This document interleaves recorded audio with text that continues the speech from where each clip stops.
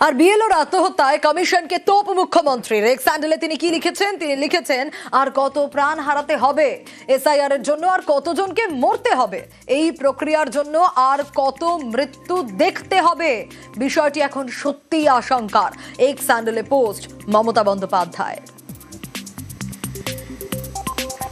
BLO আত্মহত্যার ঘটনায় কমিশনকে তোপ মুখ্যমন্ত্রী মমতা বন্দ্যোপাধ্যায়ের এক স্যান্ডেলে তিনি পোস্ট করেছেন, আর কত প্রাণ হারাতে হবে, এসআইআর এর জন্য আর কতজনকে মরতে হবে, এই প্রক্রিয়ার জন্য আর কত মৃত্যু দেখতে হবে, বিষয়টি এখন সত্যি আশঙ্কার।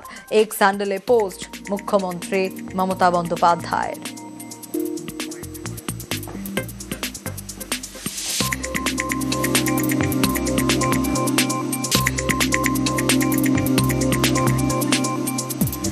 মমতা বন্দ্যোপাধ্যায়ের এক স্যান্ডেলের পোস্ট আপনাদের দেখাচ্ছি।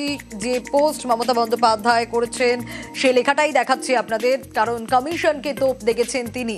এক স্যান্ডেলে তিনি লিখেছেন, আর কত প্রাণ হারাতে হবে, এসআইআর এর জন্য আর কতজনকে মরতে হবে। রিঙ্কু তরফদার নামে একটি 52 বছরের বিএলও বুথ লেভেল অফিসিয়াল তিনি আত্মহত্যা করেন। তিনি একটি সুইসাইড নোট রেখে দিয়েছেন। তিনি লিখেছেন, আমার এই পরিণতির জন্য নির্বাচন কমিশন দায়ী। অমানসিক কাজের চাপ আমি নিতে পারছি না, আমি বাঁচতে চাই। বিএলও কাজ তুলতে না পারলে প্রশাসনিক স্তরে যে আমার পক্ষে চাপ দিচ্ছে সেটা আমার পক্ষে নেওয়া সম্ভব নয়। এটার জন্য কেবল নির্বাচন কমিশনার জ্ঞানেশ কুমার দায়ী। আপনি তো খুনি।